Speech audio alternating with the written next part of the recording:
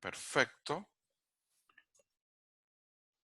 Muy buenas noches, bienvenidos a los que están llegando. Vamos a hablar un poco de métricas ágiles y gobierno ágil y me voy a switchar en este momento al Mentí y les vamos a hacer algunas preguntas.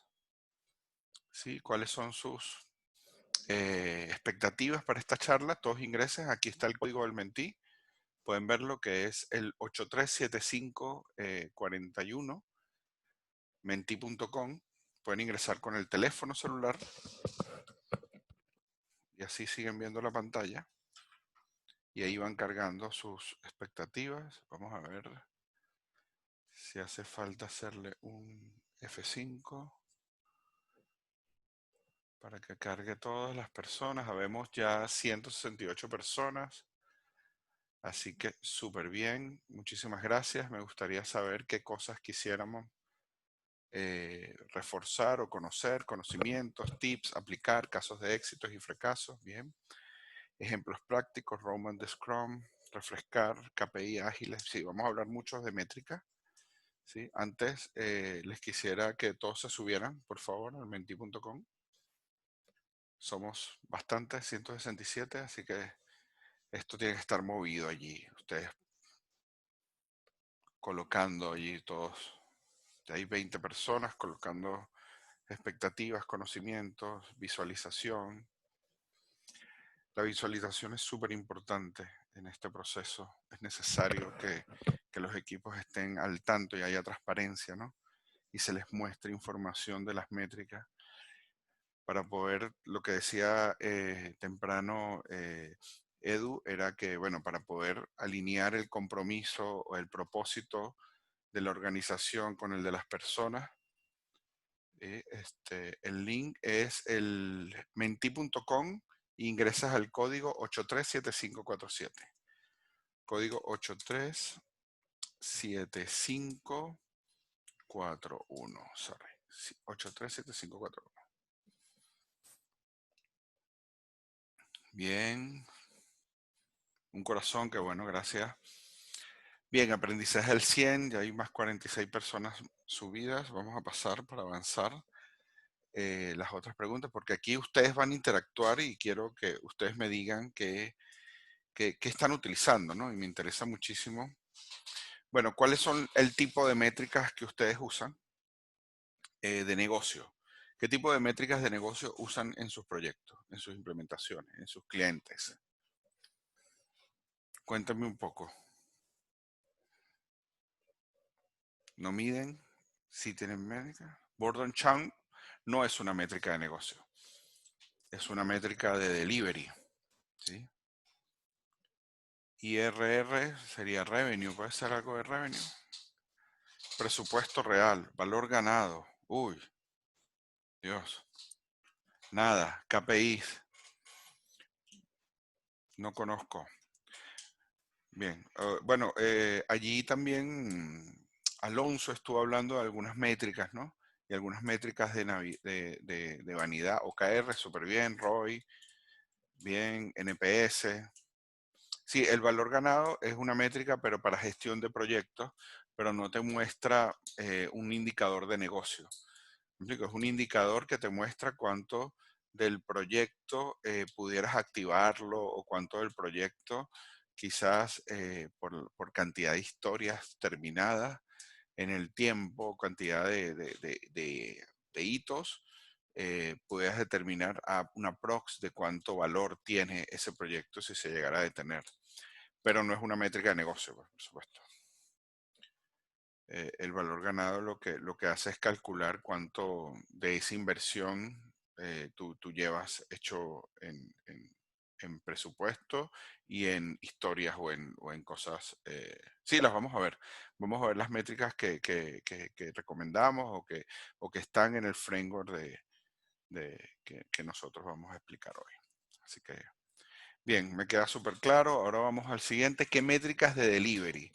Es decir, métricas de delivery tiene que ver con puntos de historia, por ejemplo, métricas de cómo medimos a los equipos, qué cosas utilizan en sus equipos para medirlos. Ese sí, Board on Chart, por supuesto, Velocity, ¿verdad? Cuéntame un poco más qué otras métricas tiene. Bien, cycle time, lead time, porcentaje de avance, ya. Velocity, bien, velocidad, bien, puntos de historia.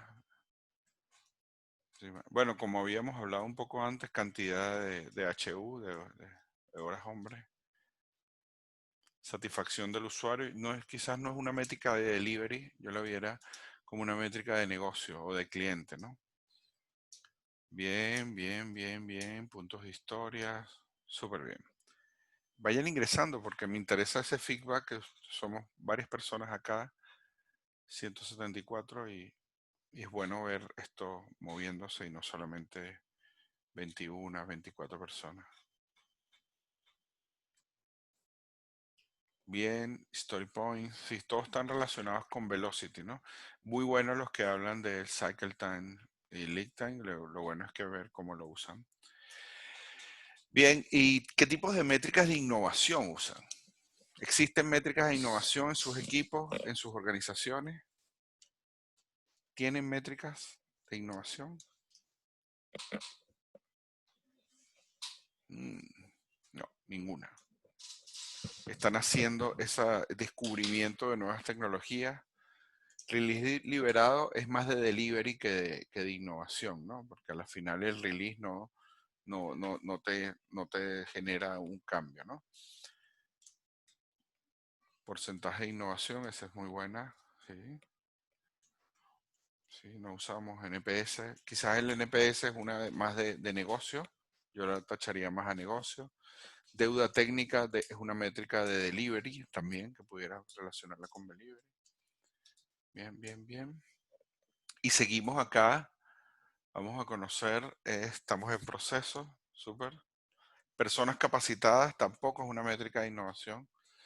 Y ahí vamos a ver, porque las personas capacitadas a la final es como un output, ¿no? Que vamos a ver un poco. Bien, aquí leí otra que decía número de proyectos, tampoco es una métrica de innovación, tampoco cantidad de equipos o de células o pod. ¿Sí? Sí, vamos a ver un poco cuáles recomendamos. Bien, ¿y qué métricas de calidad usan en sus equipos? ¿Cuáles métricas utilizan para medir la calidad de lo que están entregando?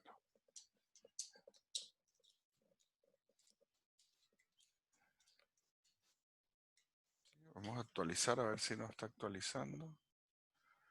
¿Qué métricas de calidad ustedes están usando en este momento? Bien, número de defectos, número de incidencias, satisfacción del usuario es una métrica más de negocio. Número de incidencia, issues en producción. Todas las métricas que están nombrando son métricas output, ¿verdad? Pero no hay ninguna métrica. Usabilidad pudiera ser algo, ¿sí? Algo más nuevo. NPS es una métrica más de negocio. Yo la veo más como negocio. Sí, que te muestra quejas del usuario final. Todos estos que ustedes están nombrando son métricas relacionadas con un output. ¿Sí? Bien, bien, bien. Satisfacción del usuario, quejas del usuario. Y ahí vamos a ver. Sí, es bueno también que utilicen cobertura, test y ahí. Bueno, vamos a partir ahora la charla antes de que sigamos con las métricas. Después volvemos aquí a esta. Bueno, los que no me conocen, mi nombre es Johan Páez, yo soy agilista de corazón, soy trainer de Management 3.0, trainer de DevOps, me gusta mucho este mundo de la agilidad, ya llevo unos 6 años, no seguidos, porque unos 6 años trabajando con esto, soy uno de los que colaboro más con la comunidad de Professional Scrum Chile, la creamos y la fundamos con Joel hace unos 3 años y medio atrás. Bueno, mi experiencia inició en la banca y después fui transformándose, como muchos, también vengo del área de proyectos, que era la forma como resolvíamos los problemas en casi todas las organizaciones en el 2000, y ahora que estamos haciendo este cambio, mucha gente está transformándose. Soy venezolano viviendo en Chile. También colaboro mucho con las comunidades agilistas Me gusta participar en los eventos y es por eso, bueno, que me gusta mucho compartir información y compartir experiencia. Y bueno, actualmente estoy en Globan, asignado a Latam Airlines. Y, y bueno, lo que pasa o lo que yo me pasan con las transformaciones, que las transformaciones o el proceso es un proceso que no se da de la noche a la mañana. El proceso de transformación digital o el proceso de iniciar el proceso requieren cambios estructurales. Muchos han hablado de gestión del cambio, muchos han hablado de ir adaptando esta organización, de ir generando un aprendizaje y de mi manera de ver hay que hacer una mezcla de personas de qué tipo. Mezclar a las personas con mucho conocimiento, con profundos conocimientos en agilidad, también con personas con los profundos conocimientos en cómo se venía haciendo esto. Y un approach que a mí me gusta mucho es identificar quiénes de esta organización o de este equipo son los early adopters o son las personas, ¿verdad? Que no van a tener tanta resistencia para el cambio y desde el día uno que inicia la transformación, no empezar a medir por cantidad de equipos o cantidad de personas, sino empezar a medir por cantidad de los resultados obtenidos con los equipos. ¿Sí?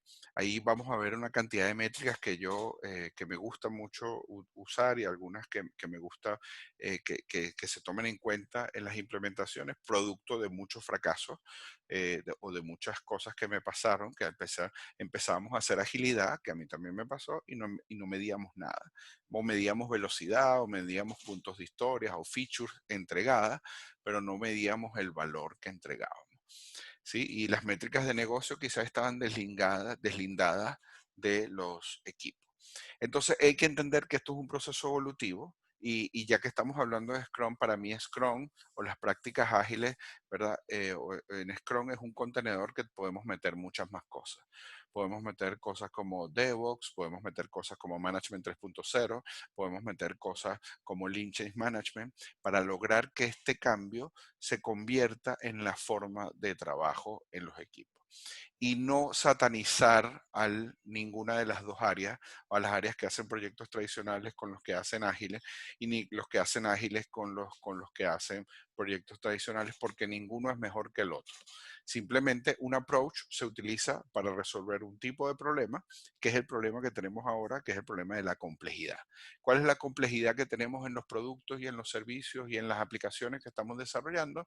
Es que los clientes son más exigentes. ¿Por qué? Porque un ejemplo es que tenemos en un celular más de 40 aplicaciones instaladas y esto hace que la gente sea un poco más exigente y que el ambiente sea mucho más vulnerable o las organizaciones sean más vulnerables y requiere un proceso evolutivo. Si yo decido me voy a transformar, tengo que entender que tengo que pasar cierto tiempo en mi proceso de transformación y que no es de la noche a la mañana. A pesar de que he visto organizaciones que llegan a decir que tienen ya 35 equipos ágiles y ya se transformaron, pero basta que cambien al gerente de transformación digital y se acabó la transformación, ¿no? Entonces, cuando una transformación se acaba, cuando cambian al gerente y no continúa, esa transformación no fue bien sembrada. Entonces, tiene que sembrarse bien para que cuando cambien a las personas, eso continúe creciendo.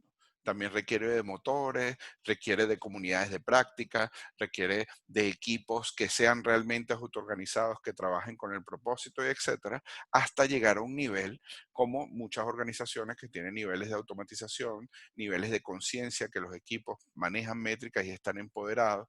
Los equipos se sienten, no importa si son empleados de la organización o no, pero se sienten comprometidos con el producto y lo que están haciendo.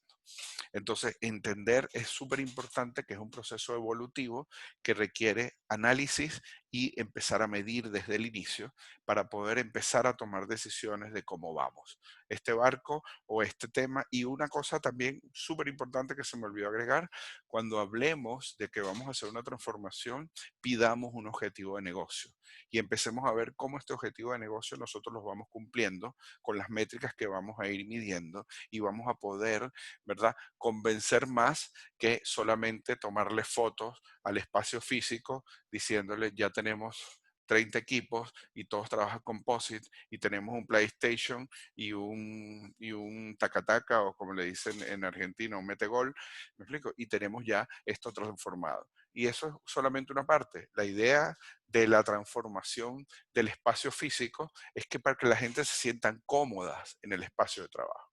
La idea de eliminar los trajes y las corbatas es para que tú trabajes en un ambiente distendido donde no tengas la presión del traje, el calor y todas las cosas que se generan. No es porque los agilistas son informales y los que trabajan en proyectos tradicionales son formales. Simplemente es una manera de buscar que las personas se sientan cómodas en donde están. Y por eso los espacios son un poco más abiertos, ¿sí? Son espacios donde la gente tiene posibilidad de hablar cara a cara y esas son las cosas que deben identificar, que el proceso de transformación viene con los resultados y no solamente con el cambio del espacio físico y que es un proceso evolutivo. Les voy a contar un poco una historia que a mí me pasó que para contratar un grupo de 25 personas de un proyecto que me llamaron a formar parte, donde yo fui gerente, yo uno de los proyectos más retadores en los que he estado, que es un proyecto de transformación de aplicaciones de sistemas de transporte que se le hizo un upgrade y se le hicieron muchas modificaciones y se validaron con personas que no eran expertas en transporte público, se hizo una mezcla y se contrataron a estas personas con un assessment center, que es una práctica que se utiliza, ¿verdad? Para poder seleccionar a las personas basada en competencia.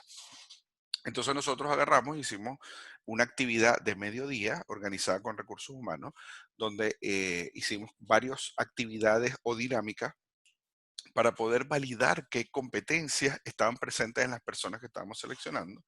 También hicimos una prueba técnica de 1 hora con algunas preguntas para los desarrolladores. Hicimos también unas presentaciones y que ellos mostraran qué capacidades y qué competencias técnicas tenían. Ellos, técnicas blandas, digo, competencias blandas que no son nada de blandas, son las más difíciles de aprender, pero nos ayudó mucho a identificar personas que tuvieran ese mindset de early adopter, que no se frustraran tanto con los cambios, ¿sí?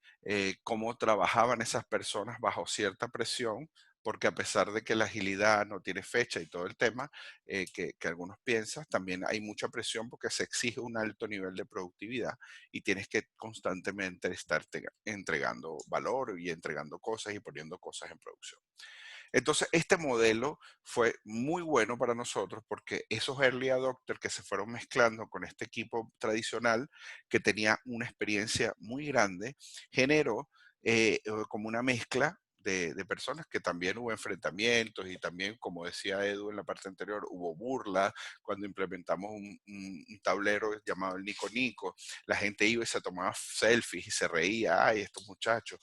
Pero al final se lograron unos resultados porque se mezcló con personas que no tenían conocimiento. Y lo otro que sucede, y si no les ha tocado verlo, les invito a que lo prueben y lo validen, es que personas sin mucho conocimiento en algo, como dice el paper de Harvard del New Product Development, ese paper habla de que las personas a la final, si trabajan en un equipo autoorganizado, pueden hacer esa transferencia de conocimiento.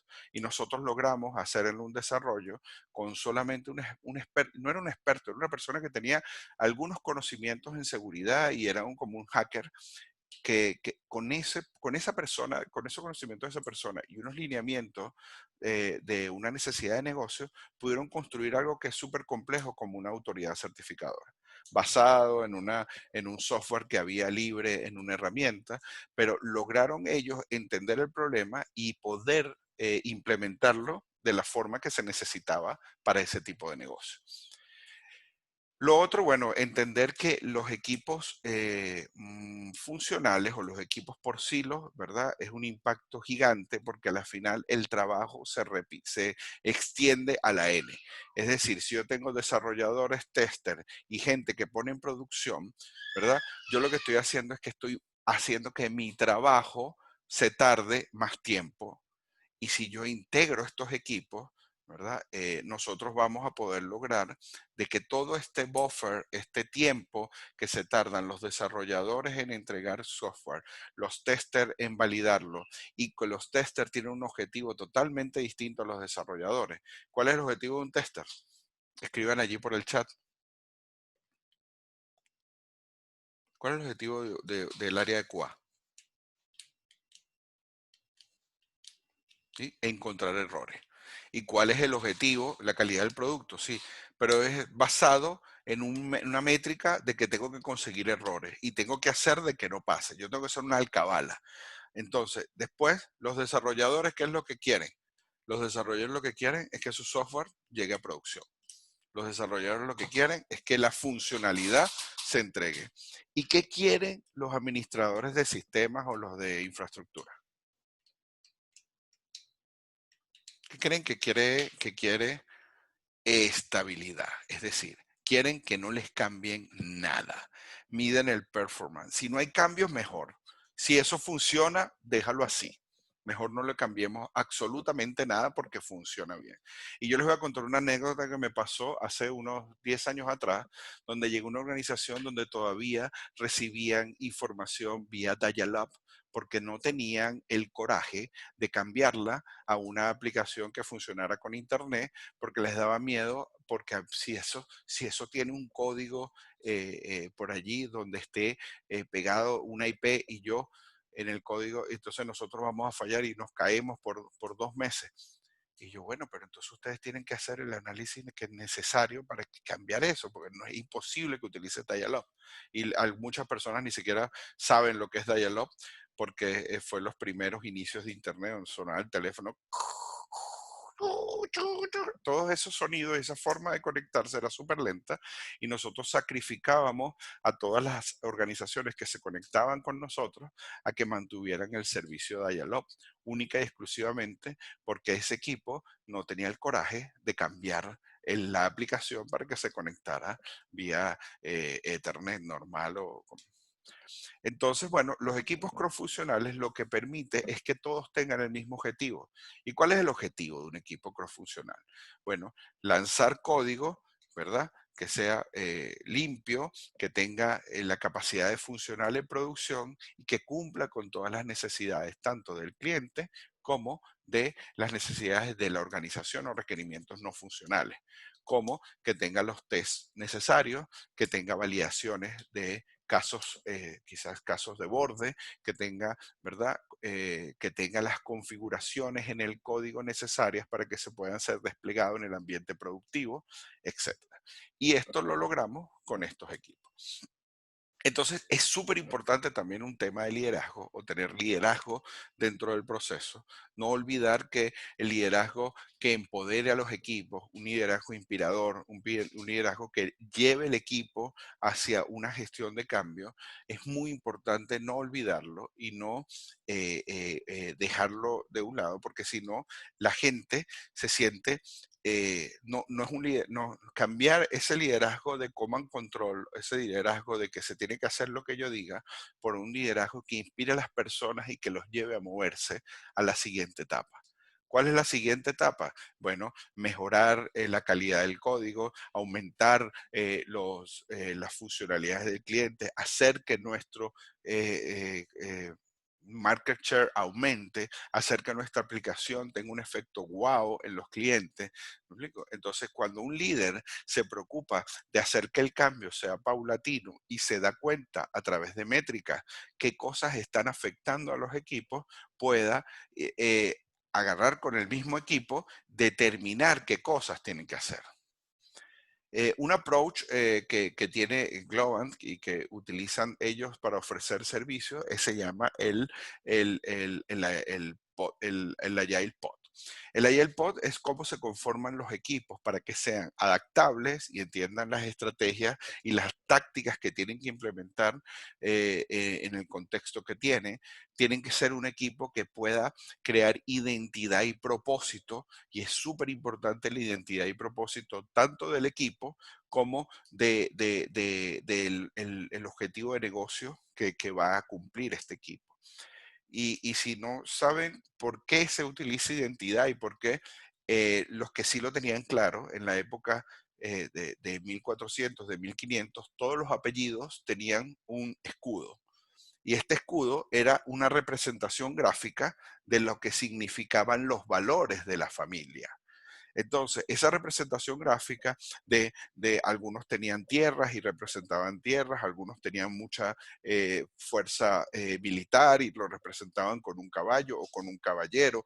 ¿Me explico? Todas estas cosas dan identidad al equipo y te da sentido de pertenencia. Yo pertenezco a esta familia y conozco cuáles son los valores de mi familia y cuáles son sus elementos o sus características más importantes. Como familia, nosotros somos una familia grande que tenemos, ¿me explico? Entonces, lo mismo pasa con el equipo. Tú te sientes identificado y necesitas tener una inspiración para formar parte de este equipo, manejar lo que es la mejora continua, manejar el tema de cómo hacemos para que estos equipos sean autónomos y busquen una manera de tener el foco necesario para llegar a los objetivos. Y es por eso que yo hablaba antes del tema de tener un objetivo de negocio para llevarlo a cambiar, para llevarlo a implementar este objetivo de negocio y con un equipo que entienda y que tenga la posibilidad de aportar y de buscar soluciones y que llame a las personas que necesiten para resolver el problema, empiece a aplicar prácticas donde determinemos cómo vamos a resolver el problema. Bien, equipos que estén alineados con clientes, en este caso, bueno, una empresa de servicios profesionales, y equipos que puedan tener el foco necesario, ¿verdad? Para poder recibir atención acerca de las cosas que vamos a hacer en periodos cortos. El Agile Framework es simplemente una manera de determinar el nivel de madurez de un equipo, ¿verdad? A través de un set de funcionalidades o de prácticas que se van a implementar. Entonces, esto se convierte como en un meta framework. Y allí yo puedo meter Scrum, yo aquí puedo meter Kanban. Y ese meta framework lo que inicia en la fase inicial es determinar cuál es el propósito de este equipo. Y hay una herramienta que podemos utilizar que es el Team Canvas, ¿verdad? También podemos utilizar comunidades de práctica, que lo nombré antes, y definir cuál es el propósito de este equipo, cuáles son los valores de las personas que forman este equipo, cuáles son nuestras competencias, cuáles son nuestras debilidades, cuáles son las necesidades o que tiene este equipo, las cosas que tiene que cumplir, cuáles son las reglas o cuáles son los acuerdos de equipo que vamos a tener, y después puedes darle un doble clic a esto donde definas la definition of ready, la definition of done del equipo, y puedes tener, ¿verdad? Una claridad de quiénes son las personas con las cuales trabajas. También puedes tener una claridad de conocer un poco más las personas utilizando una práctica de Management 3.0 como Personal Mapping, donde todos tengan la oportunidad de conocerse en poco tiempo y puedan también hablar de temas que no necesariamente son vinculados con el trabajo. En un equipo a mí me pasó que cuando hicimos el Personal Mapping, después se formó una banda de rock porque había un bajista, había un guitarrista, había alguien que le gustaba la batería y había otra persona que cantaba. Entonces, eso generó un vínculo súper bueno en el equipo y empezó la cosa a funcionar más y es una cosa súper buena. Y así tú empiezas, bueno, a mí me gusta la cerveza artesanal y todos salieron tres, cuatro personas hablando de que les gustaba la cerveza artesanal y empezaron a hacer reuniones o a juntarse los sábados para hacer cerveza artesanal. ¿Me explico? Entonces tú empiezas a trabajar con las personas con otro enfoque, con un enfoque más de lograr este propósito y de profundizar la confianza, que es lo que permite que nosotros seamos mucho más productivos, ¿no? Entonces, los miembros de este equipo, bueno, tenemos que validar que tengan estas competencias, que sean personas que piensen fuera de la caja, que también sean divertidos, innovadores, que estén abocados, ¿verdad? Y que tengan un acto de respeto y ético que tienen mucho que ver estos temas con parte de los principios, de los valores de Scrum, ¿no? que estamos hablando de foco, ¿verdad? Estamos hablando de compromiso, ¿sí? Que tiene que ver con abocados a la excelencia, ¿verdad? Con jugadores de equipos, ¿sí? Pensar fuera de la caja tiene que ver, o pensar en grande tiene que ver mucho con el coraje de hacer cosas adicionales. Siempre pensar en la innovación tiene que ver mucho con lo que es apertura, ¿verdad? Hablar con respeto ante las personas. Aquí también se mezclan mucho estos temas con lo que es los valores de Scrum. Y aquí está el journey que utiliza Globant para lo que es la gestión de los equipos. Entonces, esta información es pública y es por eso que la estoy comentando. Es un approach que ellos tienen para trabajar todos los equipos. Nosotros como Project Manager, Scrum Master, nos encargamos de garantizar que este ciclo de vida se mida y se haga. Entonces la primera fase es la creación de equipos. Logramos un blend o una mezcla de profesionales basado en ese objetivo que va a cumplir esa necesidad, o va a encargarse de llevar a tierra esa hipótesis que tiene el cliente o ese producto que tiene el cliente. La idea es que sea un producto que pueda el equipo resolver el problema. Después vamos a esta etapa de post-constitution, que es donde se hacen estas cosas como la conformación del equipo, definir el propósito, qué métricas vamos a tener, qué acuerdos de equipo vamos a tener, cuál es la definition of done, cuál es la definition of ready, ¿verdad? Después hacemos un assessment cada 2 meses, y ahora por coronavirus, para analizar los riesgos de los equipos, hacemos un assessment una vez al mes, y después que hacemos este assessment, este es el proceso de mejora continua.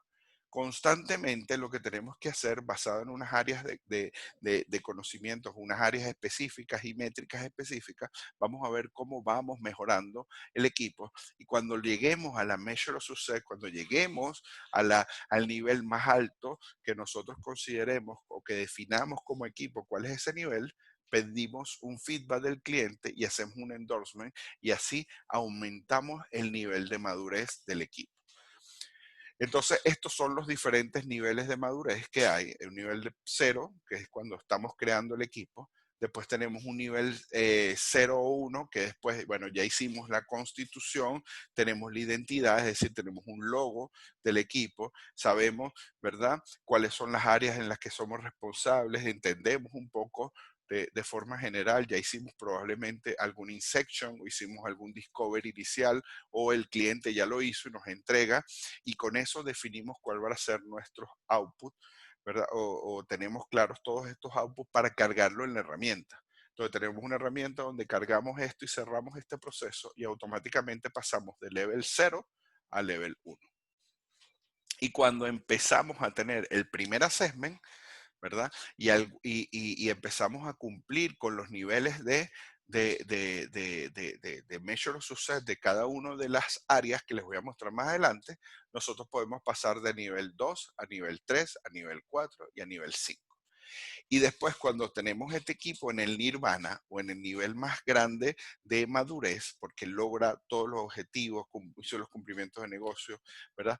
Entonces nosotros podemos determinar de que este equipo tiene la madurez también de separarse y convertir este aprendizaje que tuvieron estas personas, ir a diferentes equipos y a impregnar de este conocimiento, impregnar de estas prácticas a los equipos que les toque constituir nuevamente.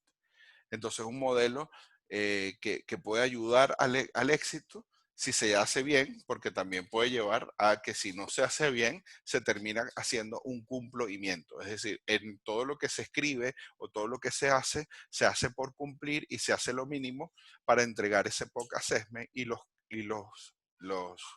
equipos no pasan nunca de niveles de madurez porque el equipo no lo cumple, ¿no? Entonces requiere también cierta entender cuál es el objetivo de esto para utilizarlo.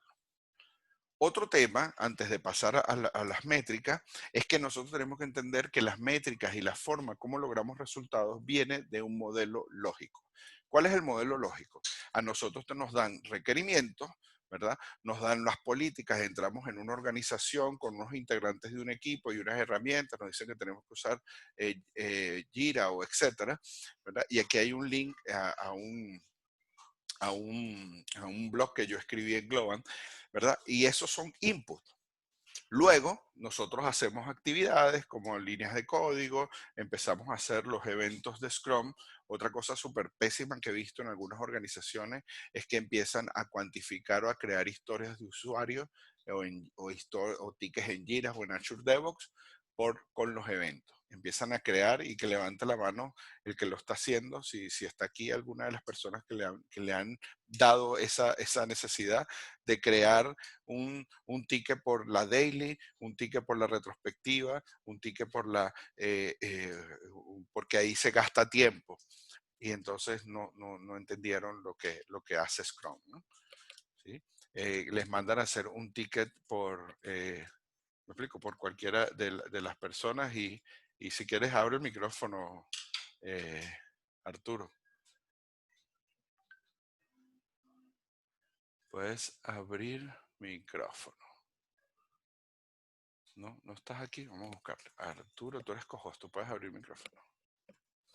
Sí, levantaste la mano, perfecto. Sí, entonces hay personas que mandan a hacer cosas que no tienen nada que ver con el proceso de Scrum, sino que son situaciones que la organización necesita controlar y solamente hace agilidad porque, bueno, porque el cliente de al lado lo está haciendo o porque nosotros tenemos que estar a la moda y el objetivo de esto no es estar a la moda, simplemente es adaptarse a los cambios de que tienen las organizaciones, prevenir, no quebrar como han quebrado grandes empresas y adaptarse rápidamente a estos cambios o a estos cambios de modelo.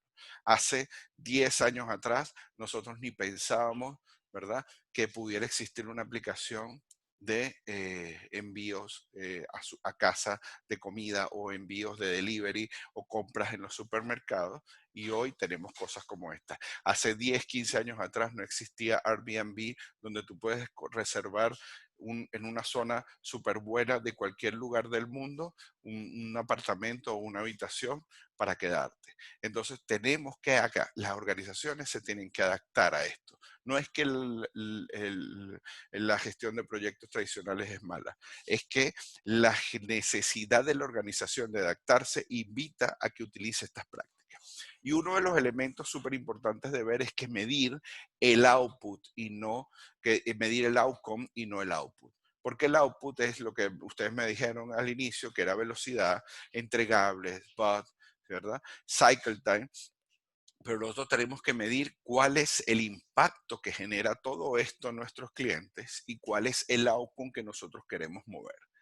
Y entonces con estos outputs está bien que los midamos, no es que no tenemos que medirlo, pero no es el foco del negocio. El foco del negocio está en estas dos cosas, en el impacto que genera en el negocio, es decir, cuánta plata ingresó, cuánto es la rentabilidad, cuántos ingresos y ver varias aristas, no quedarse con una sola vista o con métricas de vanidad de cuántos clientes descargaron mi aplicación, como decía Alonso, descargaron la aplicación a 1 millón de clientes porque les regalé $10 y después no usaron más la aplicación, ¿verdad?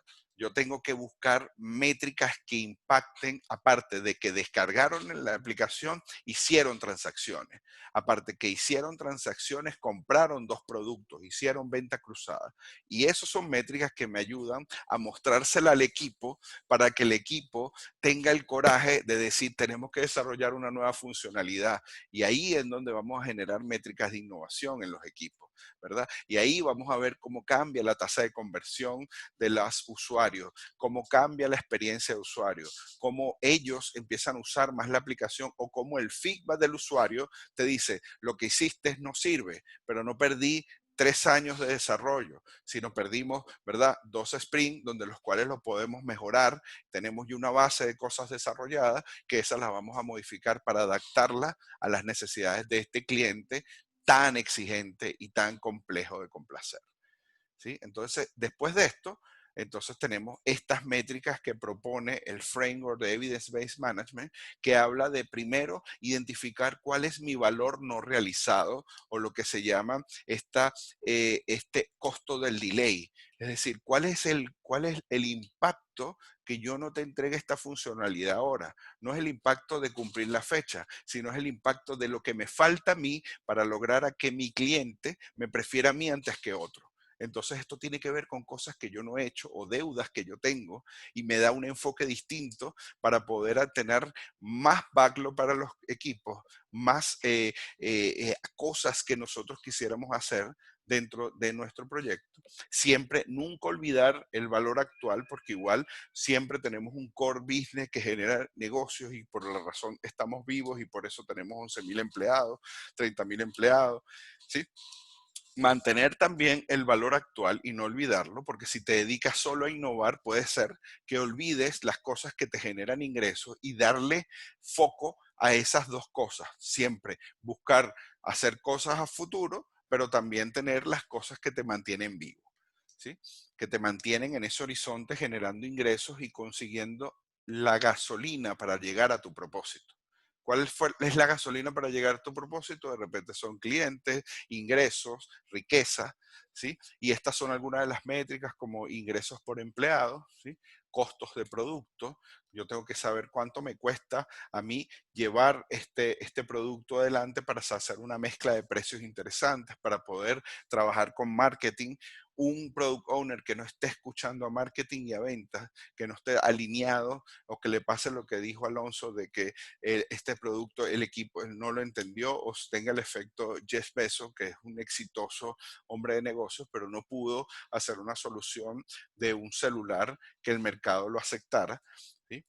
Entonces, también conocer el time to market, con cuántas veces nosotros entregamos a producción, con qué frecuencia nosotros tenemos modificaciones en nuestro, y como tenemos equipos autoorganizados, ¿verdad? No tenemos un equipo que está poniendo alcabalas para que no se cambie nunca producción. Tenemos un equipo que tiene las necesidades para que nosotros hagamos cambios en producción seguros, y tenemos también todos los procedimientos o las formas de cómo podemos hacer un rollback limpio, para que nuestro impacto en una caída mal hecha, o en una implementación mal hecha, no sea que perdamos clientes, ¿no?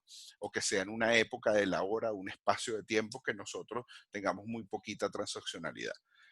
Tener periodos de estabilización donde tenemos monitoreando todas las cosas que están pasando, y ahí sabemos que si estamos en un periodo de estabilización de un producto que se lanzó a producción, tenemos que bajar, ¿verdad? Un poco, o validar cómo vamos a mejorar o cómo vamos a atender ese proceso. Puede ser por periodos de guardia, puedo entregar o separar guardias entre las personas, etcétera.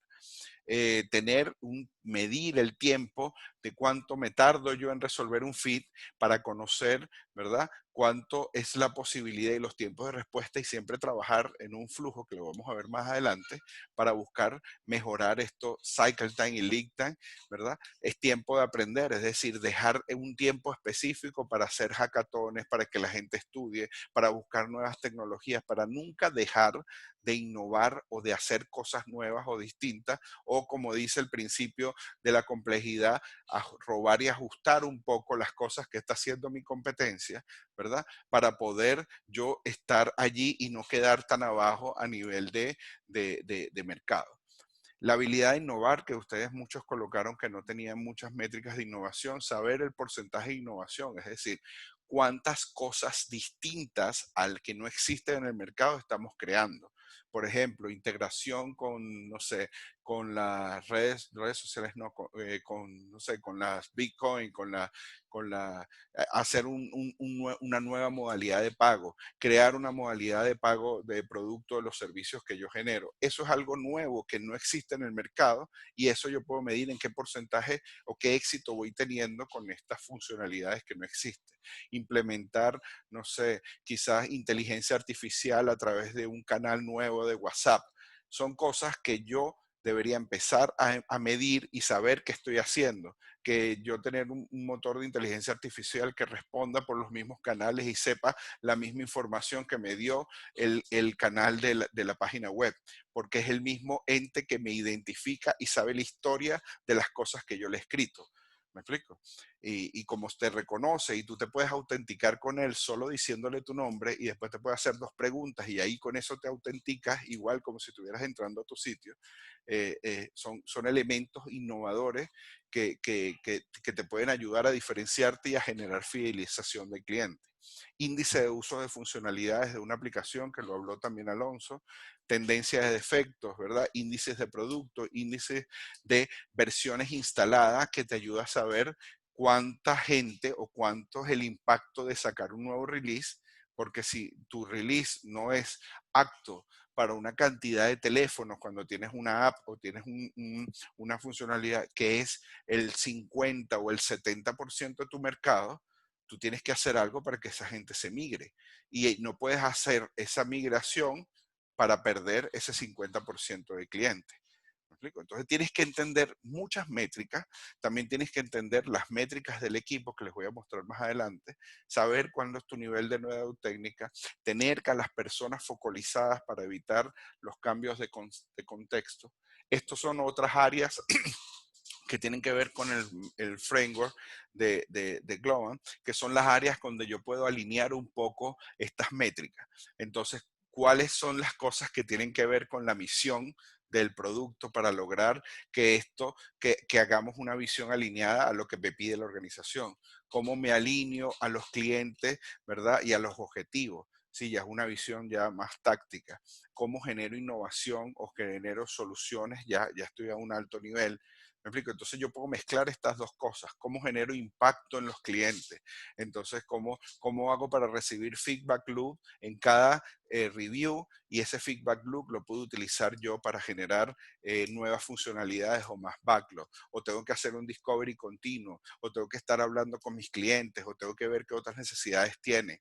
¿Cómo agrego yo valor al cliente basado en outcome, no en output, ¿no? Que es lo que venía yo hablando un poco. ¿Cómo genero predictibilidad? ¿Verdad? Es decir, cómo yo sé cuántos son las competencias de mi equipo, y la respuesta que yo le dije en la inicial es que también esta predictibilidad nunca la puedo poner al 100%. Cuando aplico Kanban y empiezo a hacer predictibilidad, pero quiero predecir el 100%, quiero decir, nosotros cerramos 10 historias por sprint, no me puedo comprometer con 10 historias por sprint en histórico. Entonces tengo que bajar a un 80% para garantizar el cumplimiento de la fecha, porque sé que siempre se van a materializar riesgos. Y como sé que se van a materializar riesgos porque hay dependencia, porque hay complejidad del contexto, no me puedo comprometer al 100% del delivery proyectado, no solo promedio, sino proyectado con Monte Carlo y con herramientas que me permitan analizar mucho más variables que solo un promedio simple que solo me achata las puntas y me hace un promedio no real de lo que realmente el equipo puede entregar. Trabajar con calidad, trabajar con sustentabilidad, que nosotros tenemos equipos que también se encargan de mantener el código base, que tienen reglas de Git Flow. Y aquí yo puedo meter todas las prácticas, y aquí les digo que Scrum, Kanban, todo esto se convierte en un contenedor que yo voy a empezar a utilizar las prácticas que necesito para poder lograr el objetivo de negocio. Entonces, a través de Scrum lo logro tener el foco necesario, pero con estas prácticas yo empiezo a identificar nuevos issues o nuevas cosas que tengo que construir y tengo que meterle más práctica. Tengo que hacer que el equipo sea autónomo, tengo que medir también eficiencia, tengo que medir cuál es la calidad del output que nosotros estamos entregando a los clientes, autonomía, ¿verdad? Visibilidad, si los stakeholders están comprando las cosas que está construyendo el equipo. Entonces son varias áreas que te ayudan a mejorar, y no es que vas a hacer todas, tienes que enfocarte en una o en dos y empezarlas a trabajar. Cuando yo logres el nivel de madurez en esa área, vas a otra y vas a otra, y los equipos deben de tener diferentes tipos de áreas en las que estén trabajando. También tienes que hacer un proceso, o es posible hacer un proceso de experimentación continua, ¿verdad? En tu Kaizen o en cambia tu retrospectiva cuando tienes esta visión, porque vas a meter en tus retrospectivas cosas relacionadas con el negocio, cosas para meter una práctica. Y puedes, si tienes los resultados del negocio, el product owner se puede empoderar y puede decir, oye, necesitamos una herramienta que me ayude a identificar incidentes de esta manera, y esta herramienta yo la puedo comprar porque estoy generando, en los últimos 3 sprints, estoy generando ingresos adicionales de $1 millón por semana. Y esta herramienta me cuesta $100,000. ¿Me explico? Entonces tú puedes convencer con datos y tomar decisiones con datos para ayudar a que tu producto siga creciendo, ¿no? Igualmente para tomar decisiones de experiencia de usuario, para tomar decisiones de qué cosas les vas a decir que no. Un product owner tiene que tener la capacidad de decirle que no a sus stakeholders cuando son, como dicen, necesidades de la barriga o necesidades porque le pareció, y tener la posibilidad de tener adelantado donde qué es lo que piensa el cliente de mi producto y qué es lo que necesita. Después, bueno, puedes hacer un proceso de cata, donde entonces, como les dije, medimos cuál es el estado actual y cuál es el estado futuro de nuestra área, que es el área que vamos a ir atacando, y después vamos a hacer ese proceso de análisis cada 2 meses. En este caso ahora lo estamos haciendo cada mes, y aquí metemos nuestro Kaizen, aquí metemos nuestra mejora continua, y aquí vamos evaluando cuando el equipo poco a poco va llegando a esos niveles de madurez. Otras métricas que existen, tanto de negocio, pueden ser sesiones, usuarios, pero hay que mezclarlas, ¿no? No puedes quedarte con una sola métrica. Porcentaje de conversión, si tienes un funnel donde tú estás midiendo que tienes 1 millón de usuarios, y de ese 1 millón de usuarios, ¿cuántos te compran? ¿Cuántos llegan hasta el final del proceso? ¿Cuántos solo están comprando? Y ahí te invita a generar acciones para buscar hacer de que eso aumente. Y entonces lancé esto a producción, disminuyó, aumentó, y empiezo a monitorear y analizar el comportamiento de mi producto, porque tengo las métricas indicadas y el equipo tiene acceso a estas métricas. Y cuando vas a una review, muestra los resultados de tu producto. No muestras solo bot, velocidad, no muestras solo cosas que funcionaron y que no funcionaron, sino muestras output para mezclarlo con los buenas outcomes, mezclándolos con los outputs, y ahí empiezas a tomar decisiones distintas. Transacciones por día, revenue por hora, transacciones por semana, puedes tener los costos, puedes tener también un product owner que tenga el sentido de los costos, ¿verdad? Puedes decir, necesito un equipo adicional porque esta funcionalidad la vamos a lograr implementar, y genera un caso de negocio que tiene un impacto para tu producto, y con este caso de negocio tú puedes pedir un nuevo equipo para que los dos trabajen en forma ordenada y colaborativa para lograr el resultado de meter una nueva transacción o hacer algo más innovador, ¿sí? O hacer investigación tecnológica, etcétera. Métricas de cliente, medir la satisfacción. Hay métricas que te ayudan a medir también cuáles son los sentimientos de los clientes cuando te compran, cuáles son las palabras claves que tú debes colocar en los mensajes, el voz y tono, cómo es el tamaño del flujo, qué cantidades en el flujo tienes que tener. Esto ya es mucha experiencia de usuario. Y métricas de personas. ¿Cómo están tus integrantes del equipo? ¿Qué skill tienes? Si hicieron un curso de Udemy, ¿en dónde pueden ellos actualizar esa información para tú nutrir esa información, donde saber que tienes una persona con un nuevo skill dentro de tus equipos? Con qué frecuencia ellos se rotan? ¿Por qué ellos se van de la organización? ¿Cuál es lo que los está moviendo? Medir NPS del equipo o felicidad de los equipos, medir satisfacción basado en estas preguntas, puede ser proyectos, personas, herramientas, servicios básicos.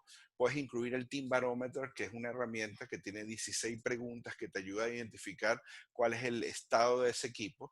Y el equipo, por lo general, los desarrolladores les cuesta mucho meter tantas métricas o hacer encuestas tan largas, puedes reducirlo basado en lo que está pasando. Necesitas conocer si el equipo está haciéndose feedback constante.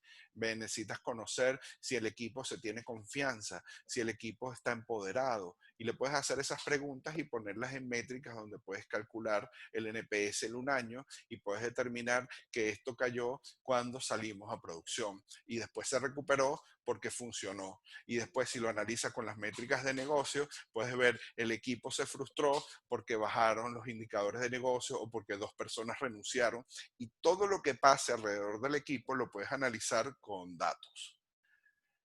Otra cosa súper importante que es un principio Kanban es analizar el flujo y saber cuánto es el time to market y llevar en tu retrospectiva cómo funciona este flujo, cómo funciona análisis y diseño, con qué tiempo tú tienes, qué cantidad de historias en el backlog tienes. Y esto está medido en días y ahí con estos días tú lo que haces es poder ver cuáles son, ¿verdad? Las restricciones que estás teniendo y qué acciones de mejora puedes hacer para que estos tiempos muertos se disminuyan.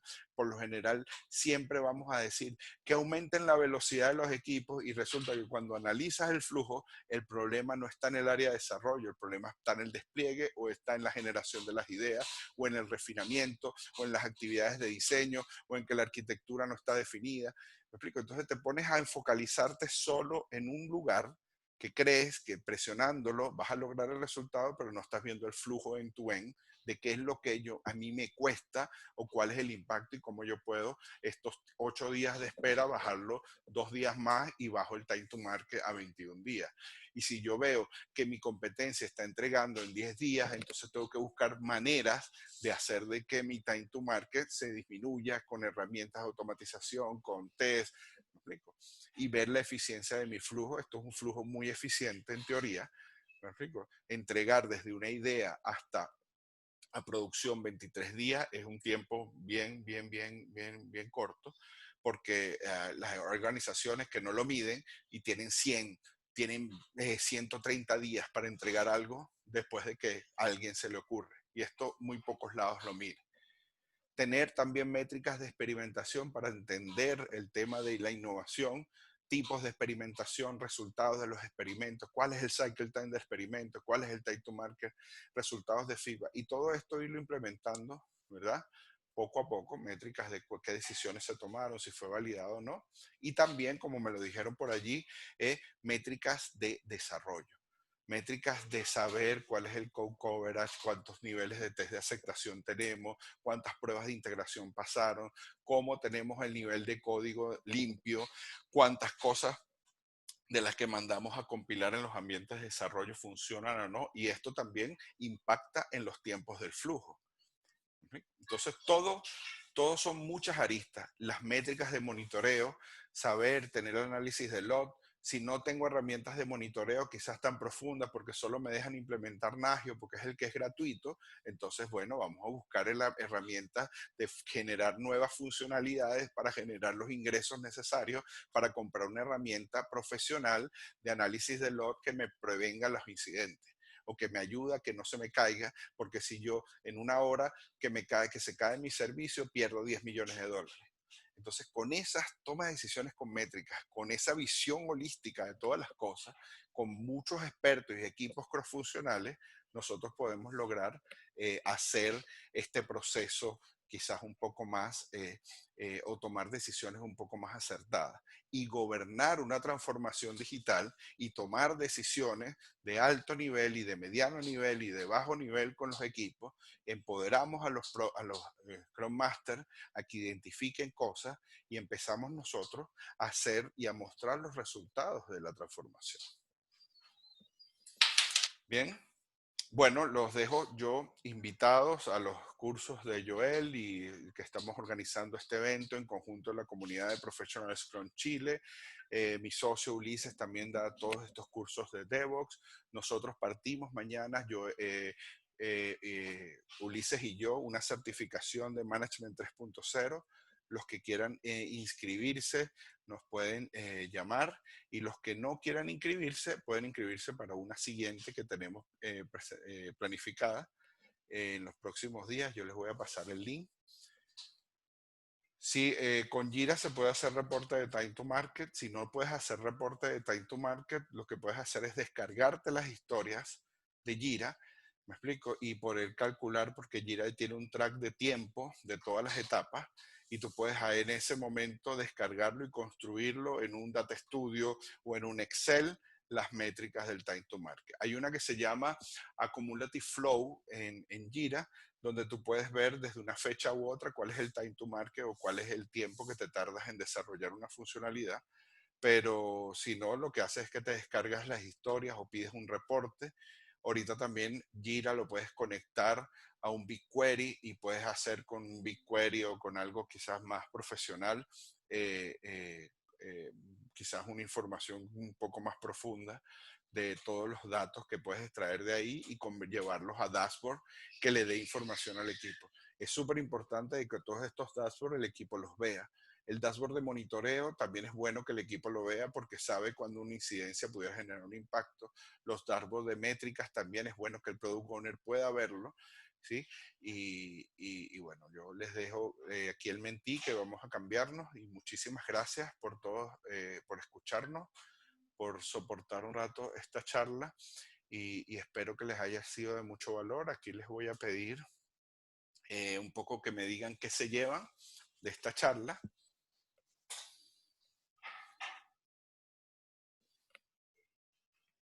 Vamos a ver. Bien, muchas gracias a ustedes.